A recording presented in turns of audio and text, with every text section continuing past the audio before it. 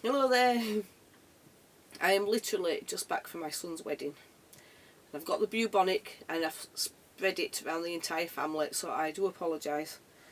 I feel horrible, but I couldn't not go when I was ill, and I tried to stay away from everyone, but when you get into the venue and the churches and stuff like that, I feel rotten.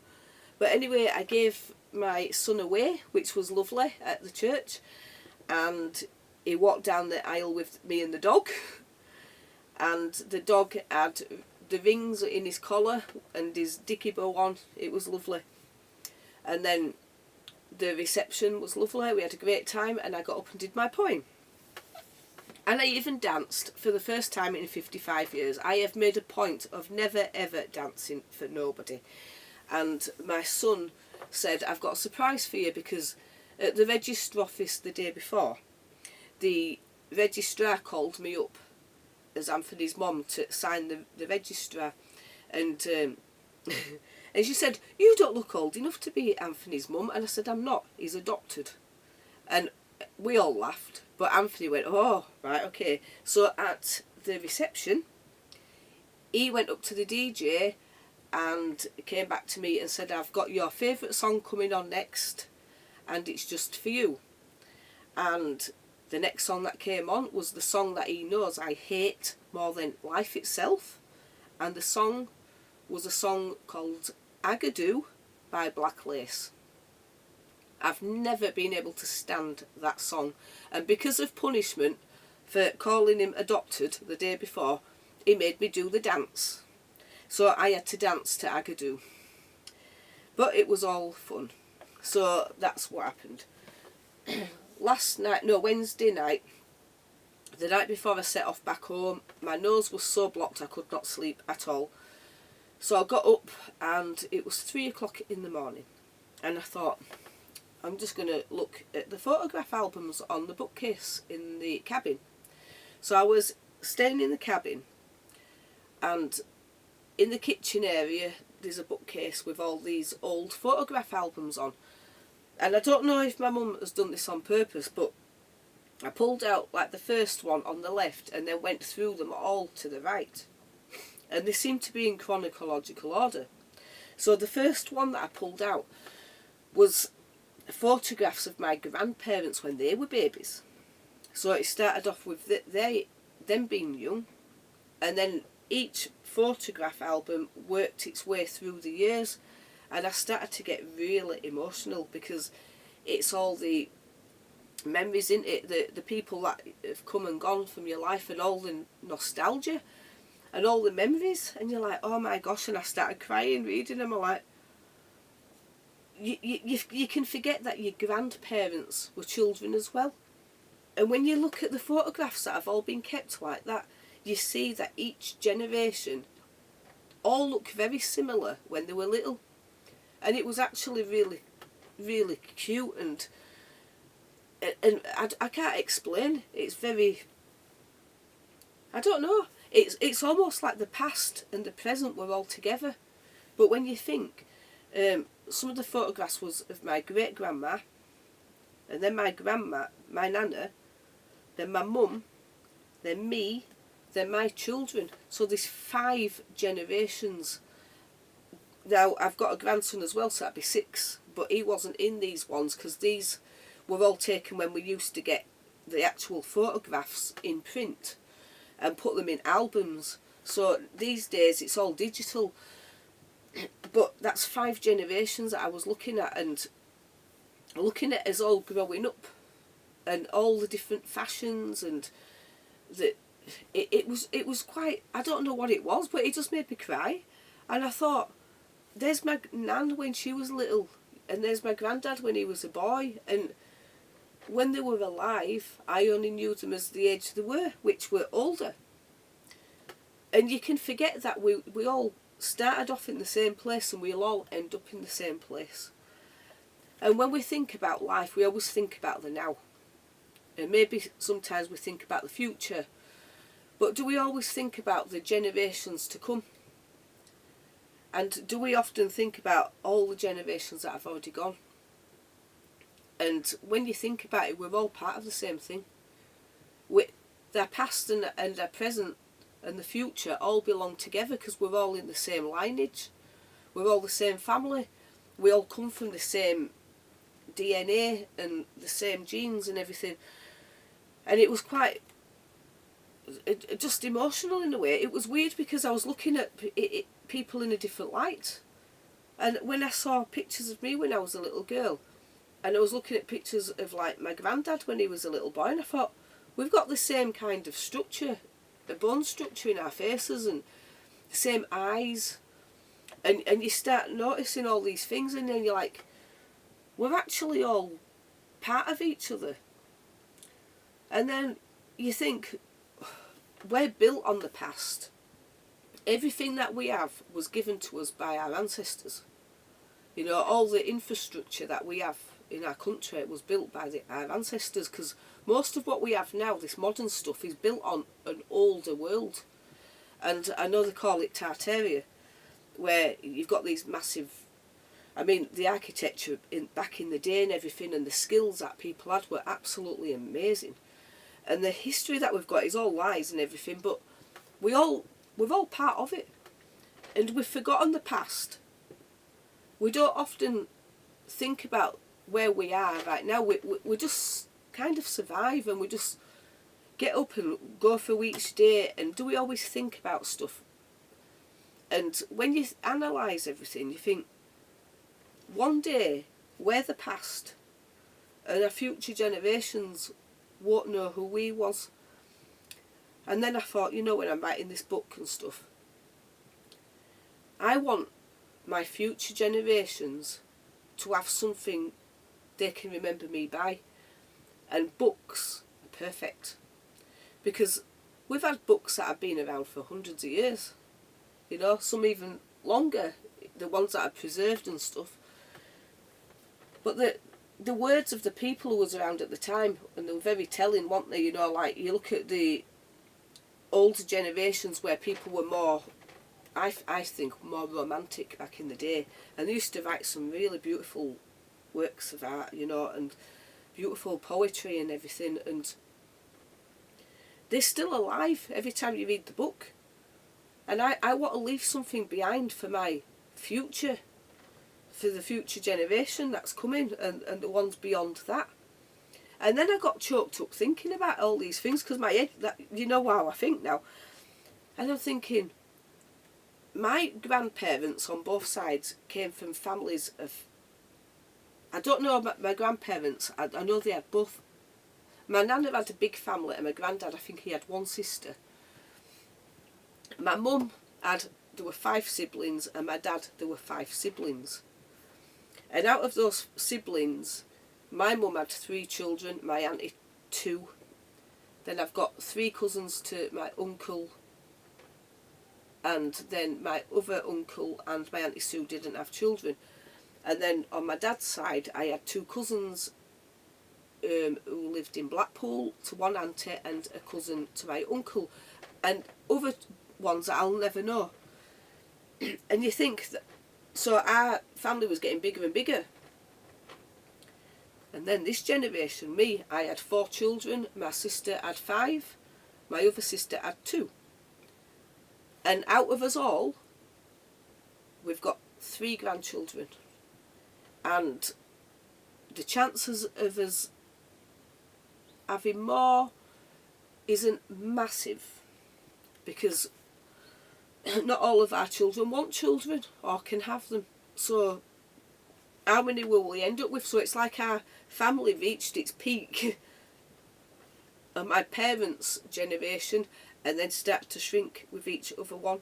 And because times have changed now, there's a chance that my grandson and my nephews might grow up and say, oh, we don't even want children at all, and then our family's gone. It's just weird, isn't it? But I want to leave behind a story for my family, so that if they ever pick up the book, they can say, my great-grandma wrote that, my great-great-great-grandma wrote that, my great-auntie, you know what I mean? Because we can just drift through life and then we're gone, and then after that next generation that loves us now are gone, we're forgotten about and we don't exist.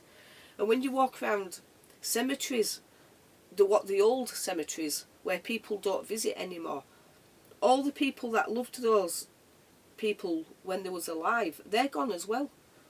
So they've just become nobodies from the past. They don't exist. They're just an headstone with the words on it. And I find it a bit sad. I do believe in reincarnation, but I don't want to come back here. I just don't. But I want to write a book that affects the future generations, the ones that are here now. But I also want to write it in memory of the past ones, because I come from a long line of poor people. My family generations are poor on both sides, working class, just getting by. My grandparents on my mum's side were good with money, so even though they were working class, my granddad worked hard. They didn't own their house because their generation just paid rent for the council houses. And they had a nice life though. They weren't poor, what I'd call poor, but still, it'd be nice for somebody in our family to break all the poverty just once and for all and say that's it. This generation has broken this curse, if you like, this mindset that we have to stay poor, because I don't believe we have to. I believe that we can be as wealthy as we want. You've just got to figure out how to do it. And wealth, to me, is loving. It's not to do with money per se, it's to do with living your best life, but helping other people live theirs as well. So if I can get my books done, and I have, this is another thing I'm so happy about, I put my book down for 2 weeks because my head just caved in with everything, because obviously I'm working full time. Then coming home, I've got the dogs and everything else, and I was writing my book and my head just went blank, and I just got to a point and I started getting upset. And I said on the previous vlog, I'm going to get to this point now where when I come back from the wedding, if I can't clear my head, what I'm going to do is ask somebody who's already a published writer to go through all the process with me, and I'll pay them to train me. I've come back, and without even looking anywhere, I've picked up my computer last night and straight away learned 3 things that I did not know before I went away. So having a break sometimes really clears your head. So I'm really grateful for all that, and really happy with how things have gone in that way, so I can get back on with my book. But I want to write the book for the past, present and the future. And I think, I don't know why I don't know why. I had a dream, okay, I had a dream. This is going back before the wedding, so this is actually quite telling. I'm waffling, I know. But you know, when it's Halloween, everyone says that the veil between this world and the next one thins out, and then we're more in tune with the other side. Well, what I never thought of is Easter does the same thing, but in reverse. It's like the opposite end of Halloween. And maybe that's what happened in this dream, but I had a very, very vivid dream. And the dream, I was taken by the hand and told to close my eyes. And when I opened them, I was in my old house, the one that I bought, the one that I left to come to Scotland. And when I opened my eyes, all these people started to come in the room, and it made me cry, because the first person that came in was my granddad. My granddad died when I was 18, and I absolutely loved him to bits. He was my best friend, and I loved him. He came to me as I remembered him, and yet it is such a struggle to remember him facially, because my brain blocks people out when they leave. And he came to me just as I remembered him when he was healthy, and he was smiling, and I was like, oh my gosh, that's my granddad. And then my dad came, and again, just as I remembered him. So I remembered my dad when he was in his 40s, early 40s.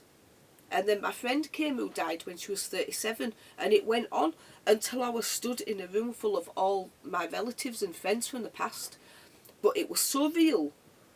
They were there. I could touch them, I could see every feature they had, and they were just as I remembered them, and it was so emotional, but it was lovely. And they all came around to me in this dream and put their arms around me, and then I got told to close my eyes again. And then I got told to open them, and when I opened my eyes this time, I was in a stately home. And I was in this beautiful big room with this big grand piano. And on the top of the piano were some pieces of orgonite, and I knew that I'd made them.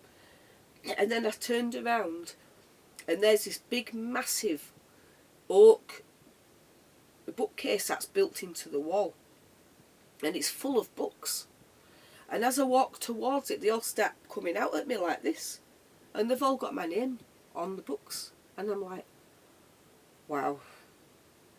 And something inside me said, this is all going to be yours through your writing. This is how you're going to make it, by writing your books and telling your stories, because it's opening up a new world. You're going into a place you've never been before. And this is what I should have always done. Instead of just doing minimum wage jobs for minimum wage, and jobs that are just, they're not soul destroying, because my head spins all the time and I've always got things going on in my head, so I don't get bored. But I keep myself there all the time. And doing the writing has opened up a different world altogether. And that's exciting, because now I'm thinking, I've got the opportunity to turn the life around, not just for me, but for all the people that I love. I don't know what's wrong with me today. I don't feel very well, and I'm also feeling a bit emotional at the minute. I don't know why. I think it's because, do you know when you, have you ever been in like a situation where you thought, I'm alright, I've got everything that I want, I've got food, I've got clothes, I've got my car, I've got somewhere to live.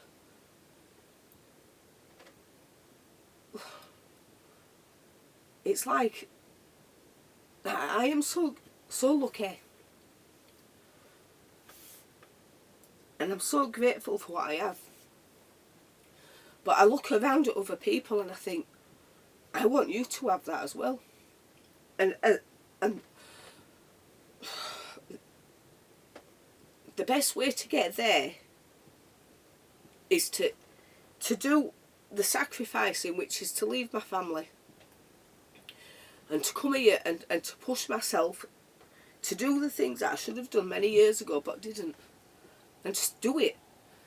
Because once I get into that place where I can open that door and say, right, come in, and then one person at a time gets to experience something they might have never had, and then they can end up being like me, and they can say, I can find myself now because I'm safe.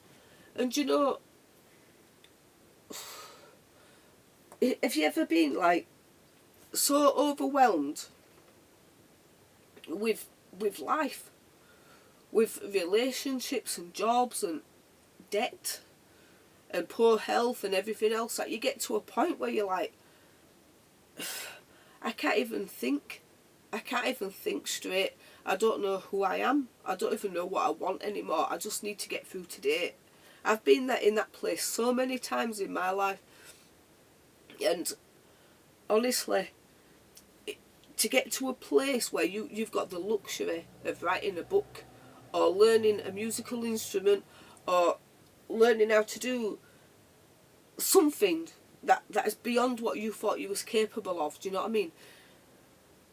It feels like a luxury to have that. And it feels like a luxury to say, I choose to be alone, because I'm not scared of being on my own anymore, and I'm happy to be by myself. And it's actually a luxury to do it, because in the past I've been so poor that I've stayed in toxic relationships just because I couldn't afford to leave. And I want to get to that mansion And I want to open my door and go, come in. And just say, that's your room and that's your key and I'm not going in it. It's yours. That's your private space. Come down. Get to that place where I am now, where you can just sit there and relax and go, I can breathe out and I can just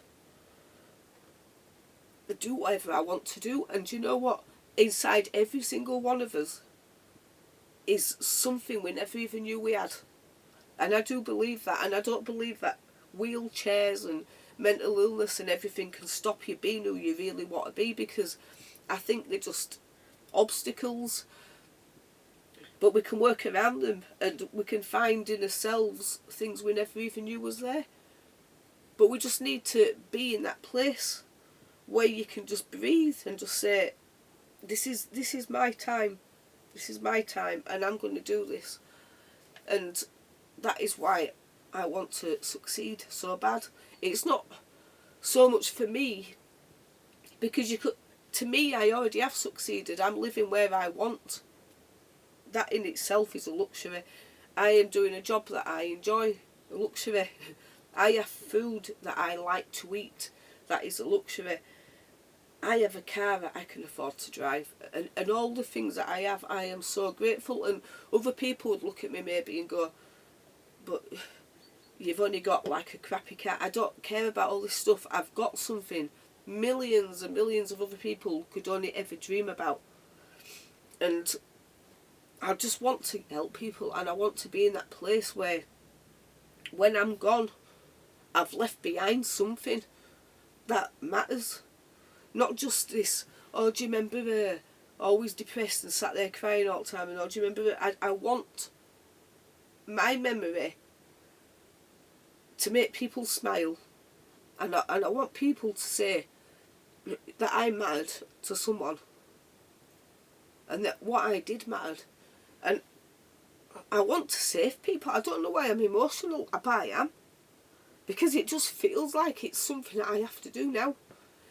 Because we're living in such a time now where we're surrounded by people who are just full of hatred and self-loathing, and people who just like to battle each other and argue and always be right. And I don't want all that in my life. I don't want to be around bullies, and I don't want to be around people who don't celebrate each other. I want to be around people who lift each other up. And the world we're shown is so negative, and it's just not nice. But it doesn't have to be that way, and it's not going to be that way when I get that key to the house, because it doesn't matter if you only can save one person. You're not just saving one person. When I started this talk, I was talking about ancestors, our generations down the line. You're saving them as well.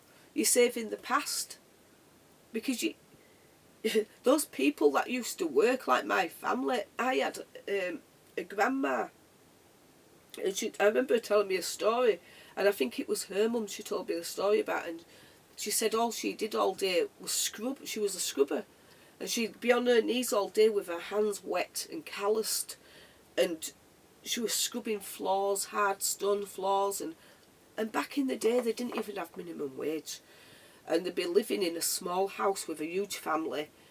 They didn't have luxury. They didn't have the luxury of time. And I am so lucky that I have that. So I'm doing this for them as well, because I owe it to them to change all the past, change the present, and it changes the future. And I don't believe that the world is all evil. I believe that there's a lot of good in it, but we just can't tap into it sometimes because we're so caught up in the sad times and the bad times. And we can all help each other in little ways, but I want to do something magnificent that won't be forgotten. I don't care about dying. I don't care if I don't have a lot of things, because I don't need it. But I want to see people getting off the streets, and I want to see people being able to find themselves and be who they really are. So I don't even know what this talk should be called, to be honest, because it's I think I've talked for about an hour already, I don't know, but I'm going to put it on.